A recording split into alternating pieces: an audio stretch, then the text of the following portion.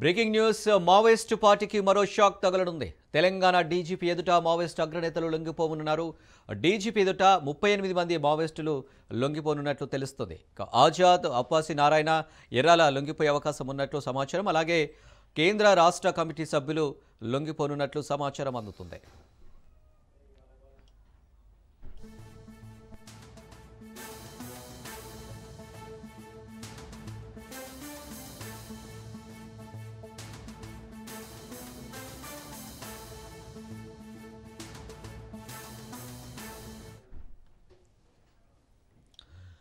Maoist పార్టీకి మరో shock తగలనుంది. Telangana DGP ఎదుట మావోయిస్టు అగ్రనేతలు లొంగిపోనున్నారు. డీజీపీ ఎదుట 38 మంది మావోయిస్టులు లొంగిపోనున్నట్లు తెలుస్తుంది. ఆజాద్, అప్పాసి నారాయణ, ఎర్రాలు లొంగిపోయే అవకాశం ఉన్నట్లు తెలుస్తుంది. అలాగే కేంద్ర రాష్ట్ర కమిటీ సభ్యులు లొంగిపోనున్నట్లు సమాచారం. దీనికి సంబంధించి మరిన్ని డీటెయిల్స్ మా ప్రతినిధి రత్న అందిస్తారు. రత్న, మావోలకు ఇటీవల కాలంలో గట్టి ఎదురు దెబ్బ తగిలింది. కొంతమంది సీనియర్లు ఇప్పటికే కేంద్ర కమిటీలో ఉన్న సీనియర్ మావోలంతా కూడా వయోభారంతో ఇబ్బంది పడుతూ తప్పనిసరి పరిస్థితుల్లో పోలీసులకు లొంగిపోతున్నటువంటి సిచ్యువేషన్స్ అనేవి వరుసగా కనిపిస్తూ ఉన్నాయి. గత 3 ఏళ్ల నుంచి మావోల పరిస్థితి అనేక రకాల ఇబ్బందులు ఎదుర్కొంటూ ఉన్నారు.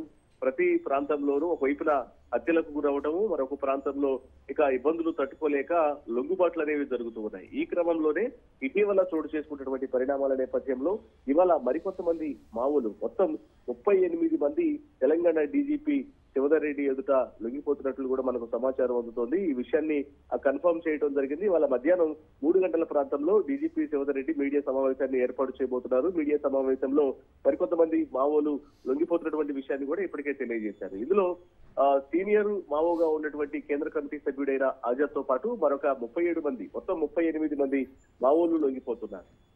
ఇక గత 3 సంవత్సరాల కాలం నుంచే మావోల పరిస్థితి ఇబ్బందికరంగా మారింది.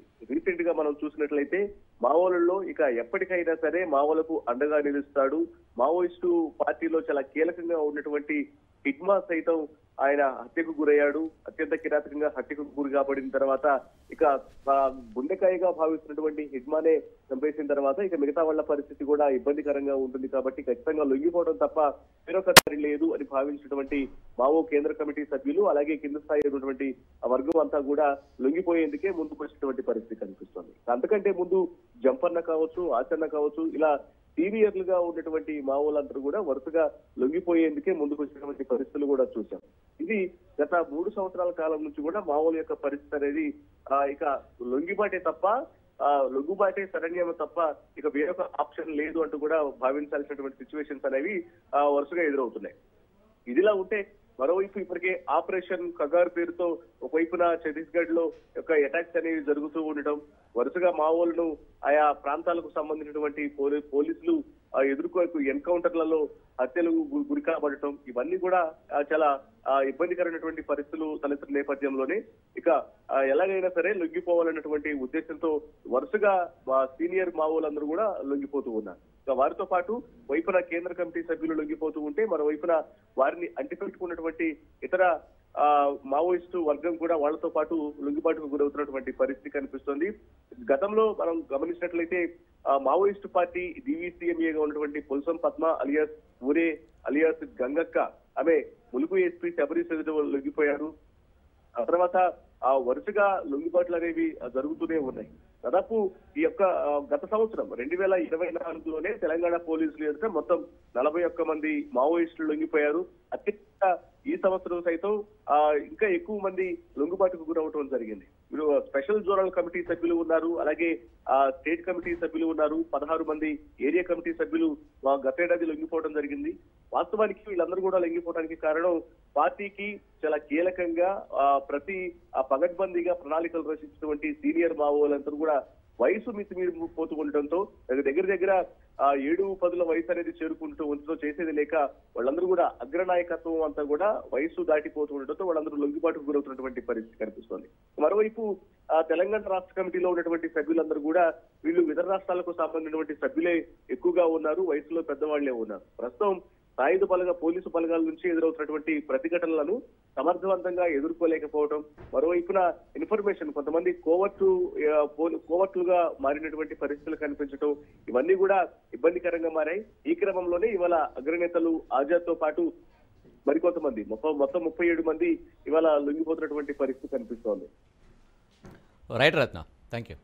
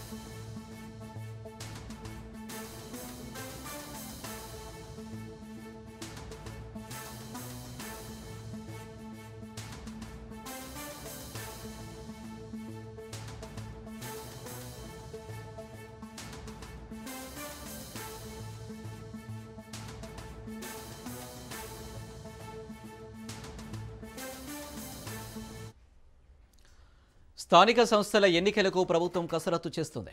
డెడికేటెడ్ కమిషన్ సిఫారసులను కేబినెట్ ఆమోదించింది. పంచాయతీ ఎన్నికల్లో రిజర్వేషన్లపై కమిషన్ నివేదిక ఆమోదించింది. సర్క్యులేషన్ విధానంలో డెడికేటెడ్ కమిషన్ నివేదికకు మంత్రివర్గం ఆమోదం తెలిపింది. ఇక గ్రామ పంచాయతీల్లో 50% మించకుండా రిజర్వేషన్లు సిఫారసు చేసింది కమిషన్. ఇక రిజర్వేషన్లపై విధి విధానాలు ఖరారు చేస్తూ జీవో ఇవ్వనుంది పంచాయతీరాజ్ శాఖ. ఇక 2 రోజుల్లో రిజర్వేషన్ల ప్రక్రియ పూర్తి చేయనుంది జిల్లా యంత్రాంగం. గ్రామ పంచాయతీ ఎన్నికలపై ఈ నెల 24న హైకోర్టుకు నివేదిక సమర్పించనుంది ప్రభుత్వం. ఇక కోర్టు విచారణ అనంతరం ఎన్నికలు నోటిఫికేషన్ విడుదలయ్యే అవకాశం ఉంది. తెలంగాణలో పంచాయతీ ఎన్నికలకు ఎల్ఈసీ సిద్ధమవుతుంది. ఎస్ఈసీ ఇక ఇవాళ జిల్లా వారీగా అబ్జర్వర్లతో కీలక సమావేశం జరగనుంది. వారంలోనే ఎన్నికల షెడ్యూల్ విడుదలకు సన్నాహాలు చేస్తుంది. ఇక దీనికి సంబంధించి మరిన్ని డీటెయిల్స్ మా ప్రతినిధి రాజు లైవ్లో అందిస్తారు. రాజు, స్థానిక సంస్థల ఎన్నికలకు ప్రధానంగా స్థానిక సంస్థల ఎన్నికల్లో అటు గ్రామ పంచాయతీ ఎన్నికలతో పాటు కానీ జెడ్పీటీసీ, ఎంపీటీసీ ఎన్నికలు నిర్వహించాల్సి ఉన్న నేపథ్యంలో కూడా మొదటి విడతగా అంటే కేంద్రం నుంచి 15th ఫైనాన్స్ కమిషన్ ద్వారా గ్రామ పంచాయతీలకు రావాల్సినటువంటి నిధులు ఏవైతే ఉన్నాయో దాదాపు 3,000 కోట్ల రూపాయలు ఆగిపోవడం జరిగింది. గత 2 ఏళ్లుగా కూడా ఈ యొక్క ఎన్నికలు జరగకపోవడం ద్వారా కేంద్రం నుంచి రావాల్సినటువంటి నిధులు ఆగిపోవడంతో గ్రామాల అభివృద్ధి కుంటపడినటువంటి పరిస్థితి ఉంది. ఈ నేపథ్యంలో రాష్ట్ర ప్రభుత్వం ఈ యొక్క మార్చ్ లోపు ఈ యొక్క ఎన్నికలు నిర్వహించకపోతే గనక ఈ యొక్క కేంద్రం ఇవ్వాల్సినటువంటి దాదాపు సుమారు 3,000 కోట్ల రూపాయలు అందుకోలేకపోతాయి గ్రామ పంచాయతీలు. కాబట్టి ఈలోగా ఎన్నికలు నిర్వహించాలనేటటువంటి భావనకు వచ్చింది తెలంగాణ రాష్ట్ర సర్కార్. అయితే 42% రిజర్వేషన్తో ముందు స్థానిక సంస్థల ఎన్నికలకు వెళ్ళాలనేటటువంటి భావనకు వచ్చి గత సెప్టెంబర్లో కూడా స్థానిక సంస్థల ఎన్నికల షెడ్యూల్ విడుదల చేసినప్పటికీ అటు హైకోర్టులో పలువురు ఈ యొక్క 42% రిజర్వేషన్కు సంబంధించి పూర్తి స్థాయిలో ట్రిపుల్ టెస్ట్ నిర్వహించకుండానే ఏ విధంగా ఎన్నికలకు వెళ్తారు, 42% డేటా అక్యురేట్గా ఉందా అనేటటువంటి కోణంలో కూడా పలువురు పిటిషన్ వేసిన నేపథ్యంలో కోర్టు జాప్యం చేసుకొని ఈ యొక్క స్టే విధించినటువంటి పరిస్థితి అయితే ఉంది. తాజాగా ఎన్నికలు నిర్వహించుకోవచ్చు, కాకపోతే రిజర్వేషన్లో గతంలో ఉన్నటువంటి 50% సీలింగ్ ఎత్తివేయకుండా కూడా 50% లోపు నిర్వహించుకోవచ్చు అనేటటువంటి కామెంట్ చేసింది. ఈ నేపథ్యంలో కూడా మొదటగా గ్రామ పంచాయతీలు, వార్డు సభ్యుల ఎన్నికలు నిర్వహించాలనేటటువంటి భావనకు రాష్ట్ర సర్కారు వచ్చినటువంటి పరిస్థితి ఉంది. ఇప్పటికే ఆ యొక్క డెడికేషన్ కమిషన్ ఇచ్చినటువంటి సిఫార్సు చేసినటువంటి నివేదికకు తెలంగాణ కేబినెట్ ఆమోద ముద్ర వేసింది. ఈ నేపథ్యంలో రేపు లేదంటే ఎల్లుండి ఈ 2 రోజుల్లో కూడా ఎన్నికల కమిషన్ ఒక షెడ్యూల్ని విడుదల చేయబోతా ఉంది. విడుదల చేసేటటువంటి ఛాన్స్ అయితే కనిపిస్తూ ఉంది. ఆ తర్వాత ఇప్పటికే జిల్లాలకు సంబంధించి స్థానిక సంస్థల ఎన్నికలకు సంబంధించి ఏర్పాట్లు కూడా ముమ్మరంగా జరుగుతూ ఉన్నాయి. మరో 2 రోజుల్లో కూడా ఓటరు జాబితాను కూడా విడుదల చేసేటటువంటి ఛాన్స్ అయితే కనిపిస్తూ ఉంది. ఇవాళ అటు జిల్లాలకు నియమించినటువంటి ఎన్నికల అబ్జర్వర్లతో రాష్ట్ర ఎన్నికల సంఘం సమావేశం కూడా ఏర్పాటు చేయబోతా ఉంది. ఈ సమావేశం అనంతరం కూడా ఈ నెల 24వ తేదీన హైకోర్టులో మరోసారి స్థానిక సంస్థల ఎన్నికలకు సంబంధించి విచారణ జరగబోతా ఉన్న నేపథ్యంలో కూడా ఆలోగానే పూర్తి స్థాయిలో అటు ఆ, స్థానిక సంస్థల ఎన్నికలకు సంబంధించి తెలంగాణ రాష్ట్ర ఎన్నికల సంఘం షెడ్యూల్ను విడుదల చేయాలనేటటువంటి యోచనలో ఉంది. అయితే ఈ నెల 24 లేదంటే 25వ తేదీల్లో షెడ్యూల్ విడుదల చేసేటటువంటి ఛాన్స్ అయితే కనిపిస్తూ ఉంది. 3 విడతల వారీగా ఈ యొక్క స్థానిక సంస్థల ఎన్నికల్లో భాగంగా గ్రామ పంచాయతీల ఎన్నికలు, వార్డు సభ్యుల ఎన్నికలు నిర్వహించాలనేటటువంటి భావనకు అంగీకారానికి కూడా తెలంగాణ క్యాబినెట్ నిర్ణయం తీసుకున్నటువంటి పరిస్థితి అయితే కనిపిస్తూ ఉంది. ఏది ఏమైనప్పటికీ డెడికేషన్ కమిషన్ ఇచ్చినటువంటి సిఫార్సు మేరకు 50% రిజర్వేషన్ సీలింగ్ దాటకుండా కూడా ఈ యొక్క సిఫార్సు చేసినటువంటి నివేదికను ఆధారంగా ఆమోదం చేసినటువంటి పరిస్థితి అయితే ఉంది. దీని ఆధారంగా మొదట ఎస్టీ, ఆ తర్వాత ఎస్సీ, బీసీలకు, ఆ తర్వాత మహిళలకు 50% రిజర్వేషన్ ఓవరాల్గా ఉన్నటువంటి స్థానిక సంస్థల ఎన్నికల్లో 50% మహిళలకు రిజర్వేషన్ కల్పించాల్సి ఉంటుంది. కాబట్టి ఆ అంశాన్ని కూడా నిశ్చితంగా రాష్ట్ర ఎన్నికల సంఘం పరిశీలిస్తున్నటువంటి పరిస్థితి అయితే ఉంది.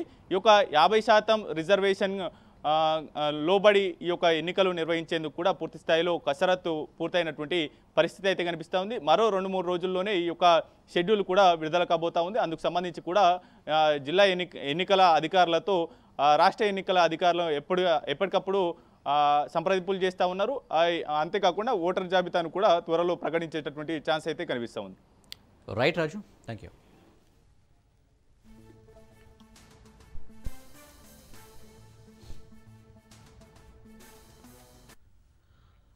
నిజామాబాద్ జిల్లా అధికార కాంగ్రెస్ పార్టీ అధ్యక్ష పీఠం ఇప్పుడు హాట్గా మారింది. పార్టీ అధికారంలో ఉండటంతో ఈ సీటు ఎలాగైనా దక్కించుకోవాలన్న తహతహ ఆశావాహుల్లో ఉంది. అందుకే డీసీసీ పదవి ఆశిస్తున్న వారి లిస్టు కూడా భారీగానే ఉంది. మొత్తం 18 మంది నిజామాబాద్ డీసీసీ పీఠంపై కన్నేశారు. లిస్టు భారీగా ఉంది. ఇందులో చాలామంది సీనియర్లు పదవిని ఆశిస్తున్నారు. దీంతో జిల్లాలోని బడా నాయకులకు ఈ వ్యవహారం తలనొప్పిగా మారిందట. ఇక బడా నేతల్లో తమ అనుచరుడికి దక్కించుకోవాలని ఎవరికి వారు పావులు కదుపుతున్నారట. ఆ బడా నేతలు ఎవరికి వారు ఈ పదవి అనుచరుడికి దక్కించుకోవాలని తనకున్న పలుకుబడిని వాడుకుంటున్నారట.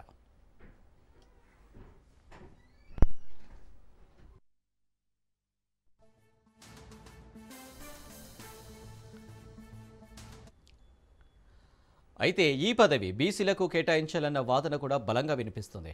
గత అధ్యక్షుల నియామక విషయంలో బీసీ, ఎస్సీ, ఎస్టీ, మైనారిటీ వర్గాల వారికి జిల్లా అధ్యక్ష పీఠం దక్కింది. అయితే ప్రస్తుతం బీసీకి కేటాయించాలన్న డిమాండ్ వినిపిస్తున్నప్పటికీ రెడ్డి సామాజిక వర్గానికి ఈ పదవి దక్కనుందన్న ప్రచారం జరుగుతుంది. ప్రధానంగా మాజీ market committee chairman Nagesh Reddy, senior నాయకులు మారా చంద్రమోహన్, వేణుగోపాల్ యాదవ్, ఆకుల లలిత, శేఖర్ గౌడ్లు డీసీసీ పీఠంపై కన్నేశారు. అయితే జిల్లాలో కీలకంగా ఉన్న నేతలు టీపీసీసీ చీఫ్ మహేష్ గౌడ్, మాజీ మంత్రి సుదర్శన్ రెడ్డి ఆశీస్సులు ఎవరికి ఉంటే వారికే దక్కనుందన్న ప్రచారం నడుస్తుంది.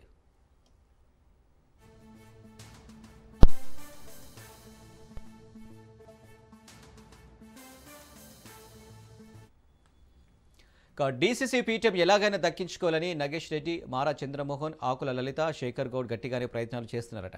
అయితే టీపీసీసీ చీఫ్ మహేష్ గౌడ్ ఆయన అనుచరుడు శేఖర్ గౌడ్ వైపు మొగ్గు చూపుతున్నట్లు సమాచారం. ఇక జిల్లాలో సీనియర్ నాయకుడు మాజీ మంత్రి సుదర్శన్ రెడ్డి నగేష్ రెడ్డికి డీసీసీ పదవి ఇవ్వాలని ప్రెజర్ చేస్తున్నారట. ఇక ఓటింగ్ పరిశీలకుడి అభిప్రాయం ఎలా ఉన్నా బడా నేతల అండా ఆశీర్వాదం ఉన్న వారికే పదవి దక్కనుందన్న ప్రచారం జరుగుతుంది. అయితే నగేష్ రెడ్డికి మెజారిటీ సభ్యులు సపోర్ట్ చేసినట్లు తెలుస్తుంది. దాదాపు నగేష్ రెడ్డికి డీసీసీ పీఠం దక్కే అవకాశం ఉందంటున్నాయి పార్టీ వర్గాలు. So DCC president post Nagesh రెడ్డికి కన్ఫర్మ్ అయ్యే అవకాశాలు ఎక్కువగా ఉన్నట్లు సమాచారం. ఇక ఈ విషయంలో టీపీసీసీ చీఫ్ మహేష్ గౌడ్ మాట నడుస్తుందా, లేదంటే సీనియర్ నేత సుదర్శన్ రెడ్డి పంతం నెగ్గనుందా చూడాలి మరి.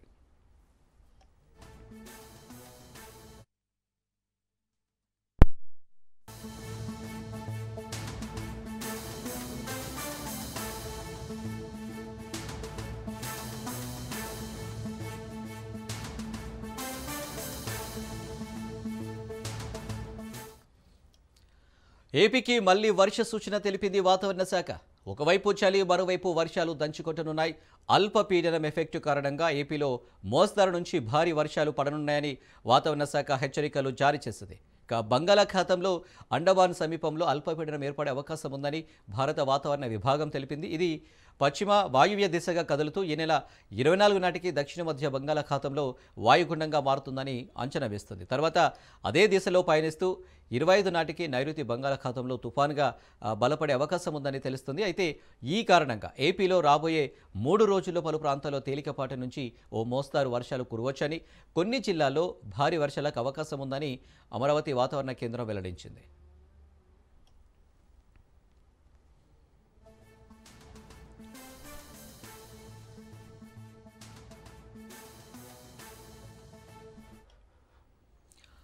ఏపీకి మళ్లీ వర్ష సూచన తెలిపింది వాతావరణ శాఖ. ఒకవైపు చలి, మరోవైపు వర్షాలు దంచుకొట్టనున్నాయి. అల్పపీడనం ఎఫెక్టు కారణంగా ఏపీలో మోస్తరు నుంచి భారీ వర్షాలు పడనున్నాయని వాతావరణ శాఖ హెచ్చరికలు జారీ చేసింది. ఇక బంగాళాఖాతంలో అండమాన్ సమీపంలో అల్పపీడనం ఏర్పడే అవకాశం ఉందని భారత వాతావరణ విభాగం తెలిపింది. ఇది పశ్చిమ వాయువ్య దిశగా కదులుతూ ఈ నెల 24 నాటికి దక్షిణ మధ్య బంగాళాఖాతంలో వాయుగుండంగా మారుతుందని అంచనా వేస్తుంది. తర్వాత అదే దిశలో పయనిస్తూ 25 నాటికి నైరుతి బంగాళాఖాతంలో తుపానుగా బలపడే అవకాశం ఉందని తెలుస్తుంది. అయితే ఈ కారణంగా ఏపీలో రాబోయే 3 రోజుల పలు ప్రాంతాల్లో తేలికపాటి నుంచి ఓ మోస్తారు వర్షాలు కురవచ్చని, కొన్ని జిల్లాల్లో భారీ వర్షాలకు అవకాశం ఉందని అమరావతి వాతావరణ శాఖ వెల్లడించింది.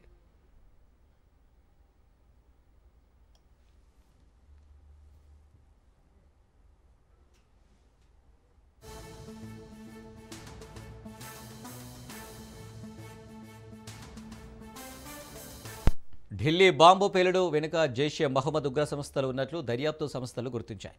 పేలుడుకు ప్రధాన సూత్రధారి మౌలి ఇర్ఫాన్గా గుర్తించారు. అరెస్ట్ అయిన డాక్టర్లతో మౌల్వీ ఇర్ఫాన్తో సంబంధాలు ఉన్నట్లు విచారణలో బయటపడ్డాయి. ఇక జైషే మహమ్మద్ కోసం స్లీపర్ సెల్గా ఇర్ఫాన్ పనిచేస్తున్నట్లు గుర్తించారు. అరెస్ట్ అయిన డాక్టర్ల ఫోన్ల నుంచి అధికారులు డేటా సేకరించారు. ఇక ముజమిల్ ఫోన్లో 200కు పైగా వీడియోలు గుర్తించారు. ఐసిస్ అనుబంధ ఉగ్రవాదుల ప్రసంగాల వీడియోలు ఉన్నట్లు కూడా తెలుస్తుంది. ఇక ఢిల్లీ, ముంబై, యూపీతో పాటు రద్దీ ప్రదేశాల వీడియోలు కూడా ఉన్నాయి.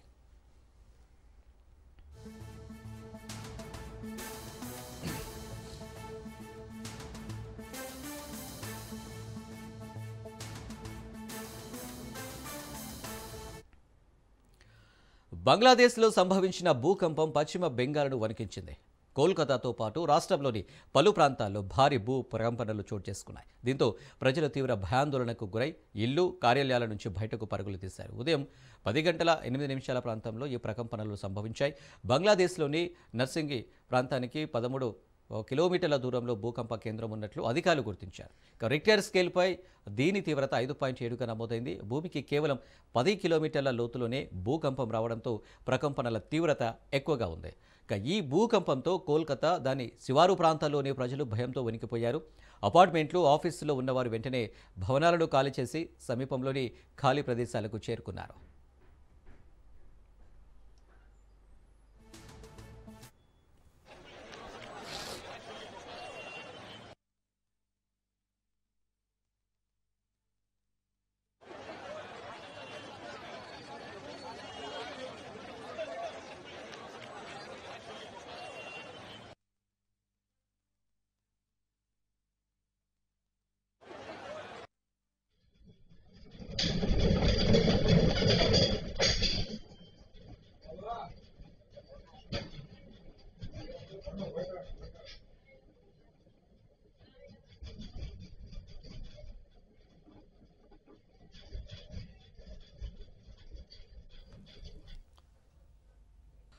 దుబాయ్ ఎయిర్ షోలో ప్రమాదం జరిగింది. భారత్కు చెందిన తేలికపాటి యుద్ధ విమానం తేజస్ కూలిపోయింది. మధ్యాహ్నం 2:10 ఈ ప్రమాదం జరిగింది. ఎయిర్ షోలో విన్యాసాలు చేస్తుండగా తేజస్ ఒక్కసారిగా కూలిపోయి భారీగా మంటలు చెలరేగాయి. అందులోని పైలట్ ఆచూకీ లభించలేదు. పూర్తిగా స్వదేశీ పరిజ్ఞానంతో తేజస్ విమానం తయారైంది. బెంగళూరులోని HAL సంస్థలో విమానం తయారైంది.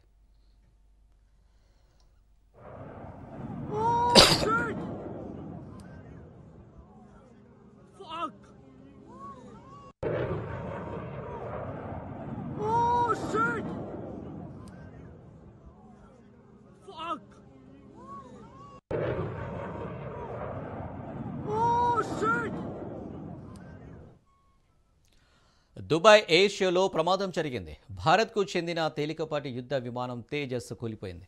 మధ్యాహ్నం 2:10 ఈ ప్రమాదం జరిగింది. ఎయిర్ షోలో విన్యాసాలు చేస్తుండగా తేజస్ ఒక్కసారిగా కూలిపోయి భారీగా మంటలు చెలరేగాయి. అందులోని పైలట్ ఆచూకీ లభించలేదు. పూర్తిగా స్వదేశీ పరిజ్ఞానంతో తేజస్ విమానం తయారైంది. బెంగళూరులోని హెచ్ఏఎల్ సంస్థలో విమానం తయారైంది.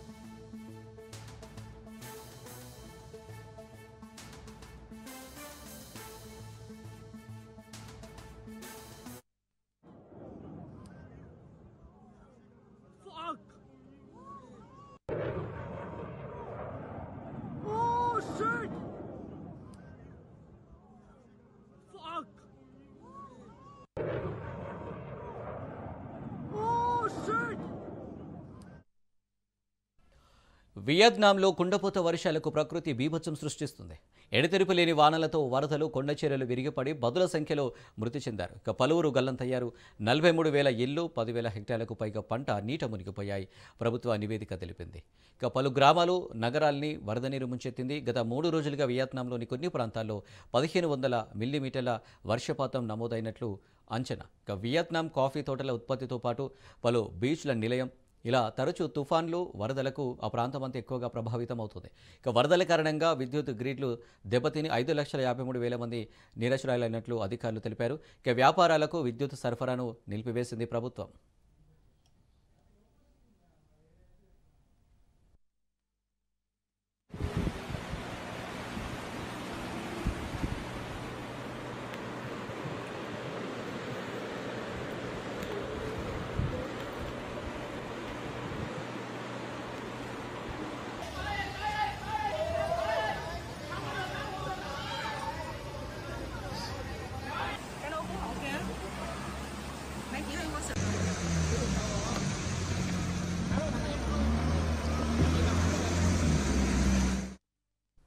వియత్నాంలో కుండపోత వర్షాలకు ప్రకృతి బీభత్సం సృష్టిస్తుంది.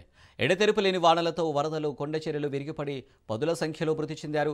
పలువురు గల్లంతయ్యారు. 43,000 ఇళ్లు, 10,000 హెక్టార్లకు పైగా పంట నీట మునిగిపోయాయి. ప్రభుత్వ నివేదిక తెలిపింది. ఇక పలు గ్రామాలు, నగరాల్ని వరద నీరు ముంచెత్తింది. గత 3 రోజులుగా వియత్నాంలోని కొన్ని ప్రాంతాల్లో 1500 మిల్లీమీటర్ల వర్షపాతం నమోదైనట్లు అంచనా.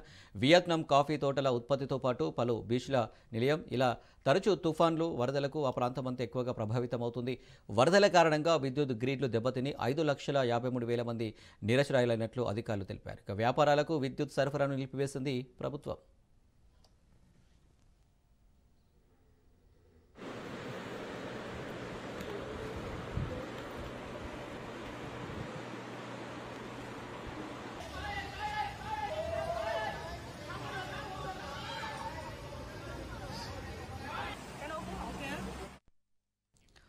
బాపట్ల జిల్లా అద్దంకి ప్రాంతంలోనే గుండ్లకమ్మ బ్రిడ్జ్ పేరు చెప్పగానే స్థానికుల గుండెల్లో గుబులు మొదలవుతుంది. ఎందుకంటే ఇది కేవలం ప్రయాణానికి మాత్రమే కాదు, ప్రాణాలను చేతిలో పెట్టుకొని రవాణా చేసుకోవడానికే మారిపోయింది.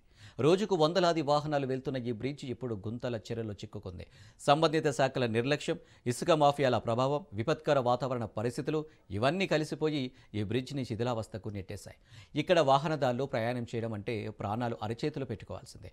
చీకటి పడిన తర్వాత అయితే పరిస్థితి మరీ ఘోరం. లైటింగ్ లేనందున దారి కనబడదు, ఎటు వెళుతున్నామో కూడా అర్థం కాదు.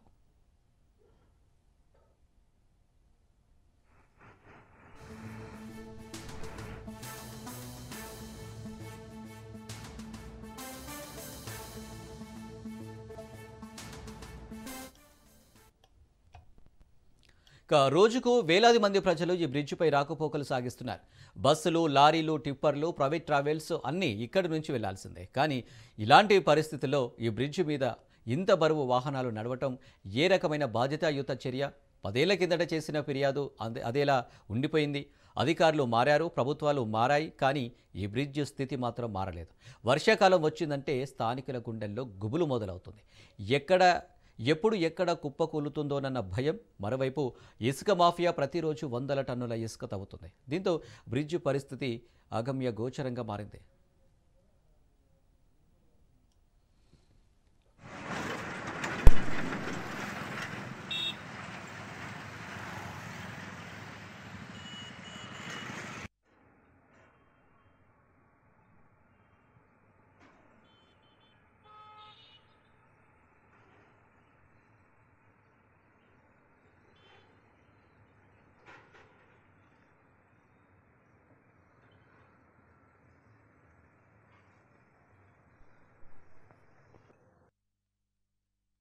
నేను కొంత దశాబ్ద కాలం నుంచి ఈ బ్రిడ్జ్ మీద అటు ఇటు ప్రయాణం చేస్తూ ఉంటున్నాను. ఈ చేస్తున్న క్రమంలో నాకు కనిపించింది ఏంటంటే, మన అద్దంకి గుళ్ళకమ్మ బ్రిడ్జి అనేది పూర్తి శిథిలావస్థకు చేరిపోయింది. దీని మీద నిత్యం ఎన్నో వాహనాలు, లారీలు కానివ్వండి, ట్రాక్టర్లు కానివ్వండి, కార్లన్నీ, టూ వీలర్సు, చిన్న సన్నకారు రైతులు నిత్యం అద్దంకి పట్టణానికి వచ్చి వాళ్ళకి కావాల్సినవి తీసుకెళ్ళడానికి కానివ్వండి, ఎరువులు కానీ, సరుకులు కానీ, వాళ్ళ పిల్లల్ని స్కూళ్ళు కానీ నిత్యం రద్దీగా ఉండే ఏరియా. ఇటువంటి బ్రిడ్జిలో అడుగు అడుగుకు గోతు. ఆ గోతుల్లో పడ్డప్పుడు ఎంతోమంది పెద్దవాళ్ళు, పిల్లలు ఎంతోమంది ప్రమాదాలకు గురవుతూ ఉన్నారు. ఈ ప్రమాదాలకి ఇన్ని గుంతలు ఉండడమే ప్రధాన కారణం. దీన్ని సత్వరమే పరిష్కారం చూపించాలి.